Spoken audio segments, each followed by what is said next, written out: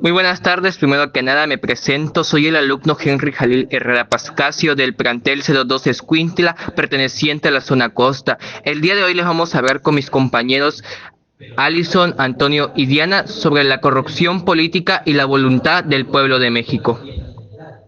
Pues primero que nada tenemos que tener muy en cuenta qué es la voluntad del pueblo y la corrupción política, porque la corrupción política en México es un desafío que impide que el pueblo de México pueda avanzar, pero también hay corrupción en el pueblo de México. La corrupción es un tema relevante e importante que nos demuestra que los altos funcionarios públicos, como lo son tanto el presidente de la nación como los otros que comandan los estados, los gobernadores, ellos embolsan el dinero del pueblo de México o lo reparten de una manera supuestamente equitativa que a veces no nos llega a las y los mexicanos. Los más afectados en esto son las comunidades más alejanas, como lo son las comunidades de la sierra o algunas comunidades de la costa. Lamentablemente el pueblo de México pide ciertas cosas y es la voluntad del pueblo la que se debe de cumplir, pero lamentablemente el pueblo de México no todo el tiempo tiene esos recursos.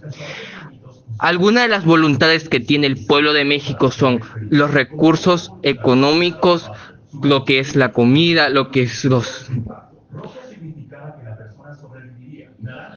lo que son los servicios de salud pública, la seguridad y todo, pero a veces no, los recursos financieros que el gobierno manda a veces no se distribuyen o si llegan a algunos pocos. También la educación en México es un tema relevante que pide el pueblo y que a veces no llega a las instituciones o el mantenimiento que éstas deben de tener correctamente o los pagos que se les deben hacer mensualmente a los maestros. ¿Por qué? Porque a veces algunos pocos embolsan todo ese dinero que manda o secretaría o alguna institución, y también debido a eso no se pueden cumplir lo que son las voluntades del pueblo. Pues también hablando de esto mismo, la corrupción en el poder es algo tan relevante y tan desastroso que nos impide a las y los mexicanos salir adelante como una nación. México tiene los recursos necesarios para ser potencia económica, militar, tecnológica, pero también lamentablemente eso no se nos puede dar. ¿Por qué? Porque algunos pocos tienen el poder y esos pocos que tienen el poder como funcionarios públicos, como presidentes, como la Cámara de Senadores o diputados o los primeros ministros o hasta el mismo presidente de la nación no trabajan a la voluntad del pueblo, trabajan para algunos pocos en México, y eso es desastroso tanto para los ciudadanos. ¿Por qué? Porque si no hay un nivel tanto así como que de corrupción, no puede haber esa seguridad del pueblo. Así que el pueblo también desconfía de sus mandatarios. Pues por eso se deben de implementar medidas justas y necesarias, y que el dinero que se distribuye en México debe de ser garantizado a las y los mexicanos.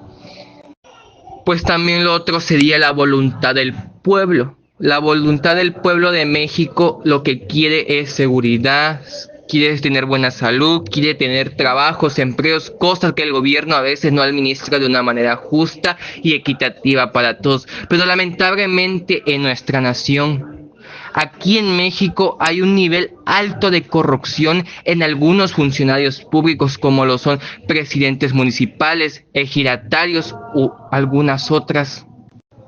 Pero también lamentablemente en México hay niveles altos de corrupción, cosa que muchas veces el pueblo no puede garantizar.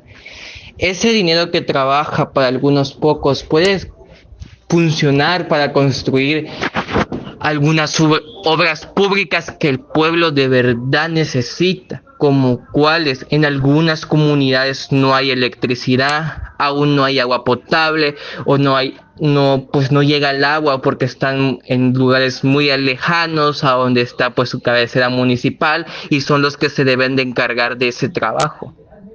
Pues lamentablemente cuando están jugando para la política nos llenan de ilusiones, de juegos y de cuentos de que yo he caminado con el pueblo de México, yo he sufrido lo que ustedes han sufrido y en cuanto tienen el poder en la mano, se olvidan de esos que lo llegaron a hacer al poder. ¿Por qué? Porque el pueblo de México es el que tiene el poder de quitar, es el que tiene el poder de decir, pues aquí ya no, tú ya no nos sirves, entra otro mejor. Es lo que el pueblo aún no ve, es lo que el pueblo de México necesita garantizar. Nosotros tenemos la decisión de tomar o no tomar, o de poner y quitar.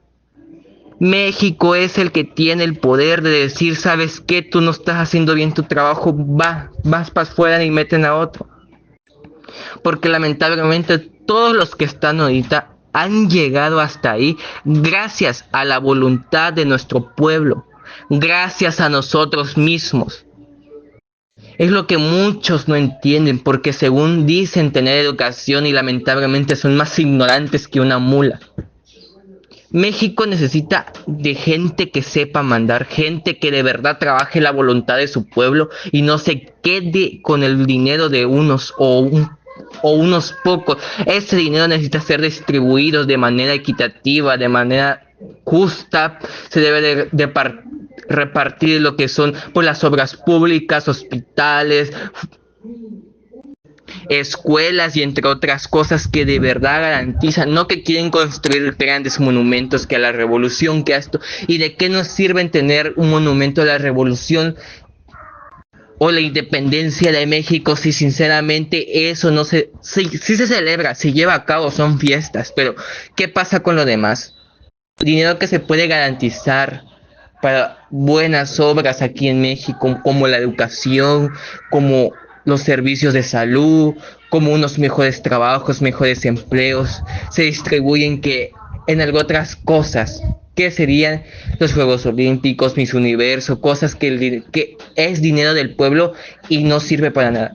Es entretenimiento, sí, funciona como un entretenimiento y como yo lo he dicho, funciona como una manera de adormecer al pueblo de México. Lo de las becas, que es, sí, es dinero del pueblo. Se agradece que por lo menos ese dinero se esté llevando a cabo, que se está repartiendo a nosotros mismos. Pero ¿qué nos hicieron? Nos encarecieron las cosas, la gasolina subió, a nosotros se nos prometió que la gasolina iba a bajar y de plenamente no lo han hecho. ¿Por qué? Porque necesitan de ese dinero para volver a tenerlo en el pueblo de México y poder repartir esas becas o esos apoyos.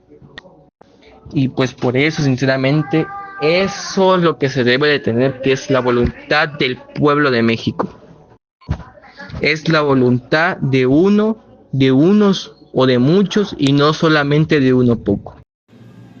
En sí, la corrupción política es uno de los problemas más graves que afectan a muchos países, y México no es la excepción. Se refiere al uso del poder por parte de los gobernantes para obtener beneficios personales, en lugar de trabajar por el bien común. Esto puede incluir el robo de dinero público, el favoritismo, los sobornos e incluso la influencia para protegerse de la justicia. En México, la corrupción ha sido una práctica común desde hace décadas. Muchas veces hemos escuchado sobre políticos que se enriquecen mientras la mayoría de la población sigue enfrentando pobreza, inseguridad o falta de servicios básicos. Esto ha causado que muchas personas desconfíen de los gobiernos y pierdan el interés por participar en la vida política. Una de las características más tristes de la corrupción en nuestro país es la impunidad, es decir, que los culpables casi nunca reciben castigo. También es común ver que funcionarios colocan a familiares o amigos en puestos importantes, aunque no tengan la preparación necesaria. A esto se le llama nepotismo. Otro problema grave es la falta de transparencia. Muchas veces no sabemos en qué se gasta el dinero del gobierno y eso hace más fácil que ocurran abusos. La corrupción política no solo daña al gobierno, sino que afecta a la vida de todos. Por eso es muy importante que, como ciudadanos, nos mantengamos informados, exijamos rendición de cuentas y participemos en actividades. Solo así podremos construir un país más justo y con mejores oportunidades para todos. Lamentablemente en México es un fenómeno profundamente arraigado que ha permeado todas las esferas del poder y ha tenido consecuencias devastadoras en la vida económica, política y social del país. A pesar de los múltiples esfuerzos institucionales para combatirla, sigue siendo uno de los principales obstáculos para el desarrollo.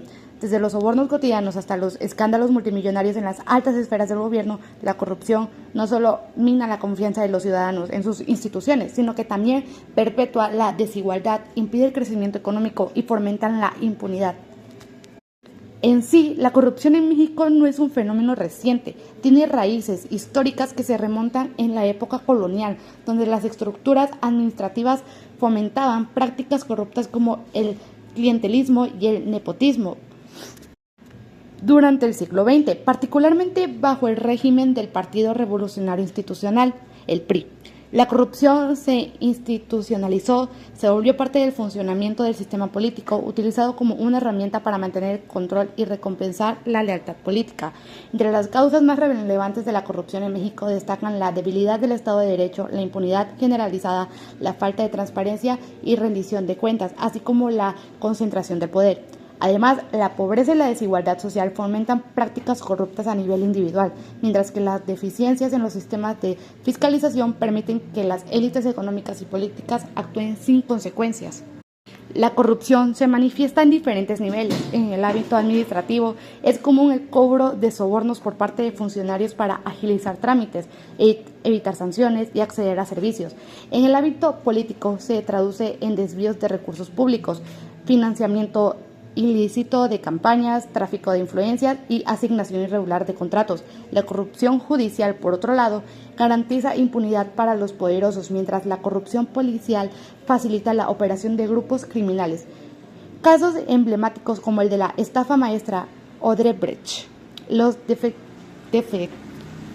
los desfalcos en Pemex y los excesos de gobernadores como Javier Duarte y César Duarte son ejemplos de cómo la corrupción puede alcanzar niveles de escándalo internacional, revelando una red de complicidad que va desde funcionarios públicos hasta empresarios y actores internacionales. Económicamente, la corrupción representa una carga para el desarrollo, eleva los costos de transacción, desalienta la inversión extranjera, reduce la eficiencia del gasto público y perpetúa la pobreza. Según estimaciones, México pierde cada año miles de millones de pesos debido a prácticas corruptas. Además, distorsiona el mercado favoreciendo a quienes sobornan por encima de quienes compiten legalmente.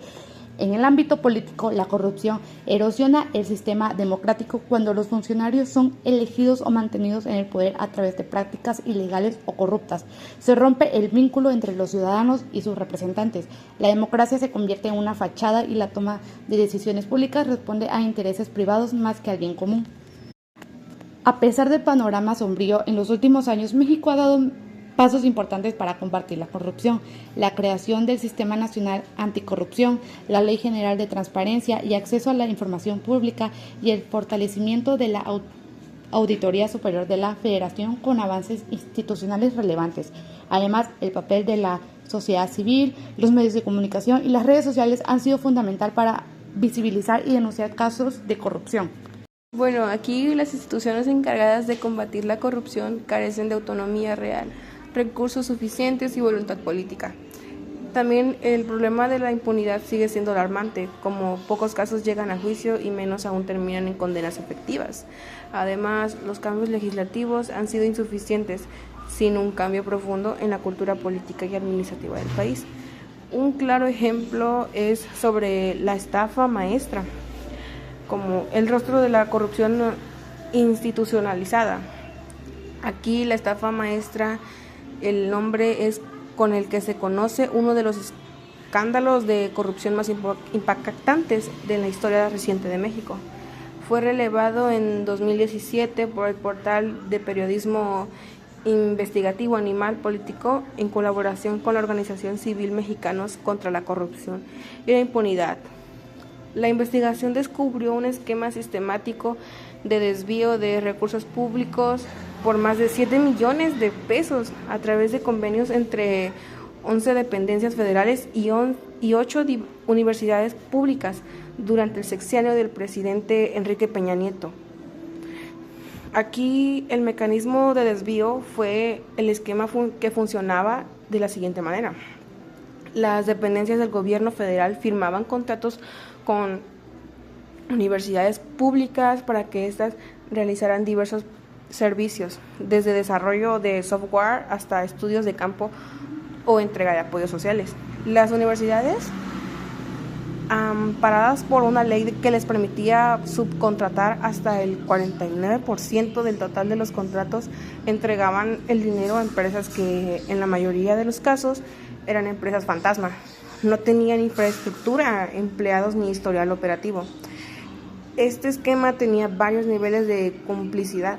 Por un lado, funcionarios de las dependencias aprobaron los contratos. Por otro lado, las universidades fingían como intermediarios. Finalmente, las empresas recibían el dinero y desaparecían. En el camino no se realizaban los servicios contratados y los recursos simplemente se perdían. Como entre las dependencias involucradas destacaban lo que es Sedesol, Secretaría de Desarrollo Social, bajo la titularidad de Rosario Robles. Luego está Sedatu, Secretaría de Desarrollo Agrario, Territorial y Urbano, también dirigida por Robles posteriormente. Luego Pemex, Banobras, Secretaría de Economía, SEP, Secretaría de Comunicaciones y Transportes, entre otras. Aquí las universidades públicas incluidas en la investigación fueron Universidad Autónoma del Estado de México, luego Universidad Autónoma de Morelos, Universidad Politécnica de Chiapas, Universidad Autónoma del Carmen, que es de Campeche. Aquí estas instituciones recibieron contratos multimillonarios y a su vez transfirieron los fondos a terceros sin cumplir con la ejecución de los servicios estipulados. Rosario Robles fue una figura central del caso. Como la figura más visible del escándalo fue Rosario Robles Berlanga, ex jefa de gobierno del Distrito Federal y secretaria de Cesol, y posteriormente de Sedatu durante el sexenio de Peña Nieto. Robles fue señalada como la principal responsable política del esquema, pues bajo su gestión se realizaron los convenios más grandes.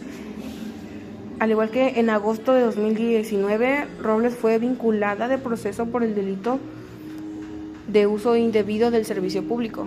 La Fiscalía General de la República argumentó que ella tenía conocimiento de los desvíos, pues fue alertada por la Auditoría Superior de la Federación y no hizo nada para detenerlos. Fue también enviada a prisión preventiva y pasó casi 3 años en el penal de Santa Marta, Acatitla, y en 2022 obtuvo libertad condicional, pero el proceso judicial sigue abierto. Fueron a consecuencias legales y sociales, como el escándalo de la estafa maestra reveló la fragilidad del sistema de control del gasto público, la conclusión entre instituciones educativas y el gobierno y el uso de leyes para simular legalidad en actos claramente ilícitos. La Auditoría Superior de la Federación detectó irregularidades, pero hasta la fecha muy pocos responsables han sido castigados. Además, el caso generó un gran debate nacional sobre el papel de las universidades públicas en esquemas de corrupción, aunque muchas de ellas alegaron haber sido utilizados. Alegaron. Los hechos demostraron que hubo participación activa de autoridades universitarias en los contratos y en la canalización del dinero. Su reflexión fue de que es un caso emblemático no solo por el monto de dinero desviado, sino por la manera sistemática y estructural en que operó. No se trató de un acto aislado, sino de una red de complicidades que funcionó durante años sin consecuencias. Pone en evidencia la necesidad urgente de reformar los mecanismos de fiscalización, fortalecer la autonomía de los órganos de control y castigar con severidad a los responsables. Mientras tanto, no exista una sanción efectiva a los actos de corrupción, casos como este seguirán repitiéndose una y una de distintas formas. El otro caso sería el caso de Javier Duarte, que fue el saqueo del estado de Veracruz, uno de los rostros más emblemáticos de la corrupción en el gobierno estatal de México es Javier Duarte de Ochoa, exgobernador del estado de Veracruz entre 2010 y por ahí del 2016. Participó en el Partido Revolucionario Institucional, que fue el PRI. Duarte protagonizó uno de los escándalos de desfalco más escandalosos de la historia recientemente del país, con una red de corrupción que implicó lavado de dinero, desvío de recursos públicos, enriquecimiento ilícito y empresas fantasmas. Durante su mandato, Duarte y su círculo cercano crearon una red de más de 400 empresas fantasmas, utilizadas para desviar recursos públicos del presupuesto estatal. Muchas de esas empresas fueron concentradas para supuestos programas sociales, adquisición de medicinas, obras públicas y hasta apoyos damnificados, pero nunca entregaron los servicios ni productos contratados. Uno de los aspectos más indignantes del caso fue el uso de medicinas falsas y caducadas en los hospitales públicos. Se comprobó que niños con cáncer fueron tratados con agua destilada en lugar de quimioterapias y que los hospitales públicos carecían de insumos básicos mientras los recursos etiquetados para la salud eran desviados. En educación hubo miles de plazas fantasmas, nominadas infladas y contratos fraudulentos. Todo mientras el sistema educativo de Veracruz colapsaba por falta de recursos. El caso de Javier Duarte demuestra cómo la corrupción puede llevar al colapso de servicios públicos fundamentales, como la salud y la educación, afectando directamente a millones de personas. Pese a su condena, muchos consideran que fue una sentencia insuficiente en comparación con el daño causado. Este caso no fue un hecho aislado. Durante esos años, más de 10 gobernadores mexicanos fueron acusados de corrupción, desvíos y enriquecimiento ilícito. Duarte es solo el más representativo de un sistema que ha permitido el saqueo de recursos públicos, sin consecuencias verdaderamente ejemplares.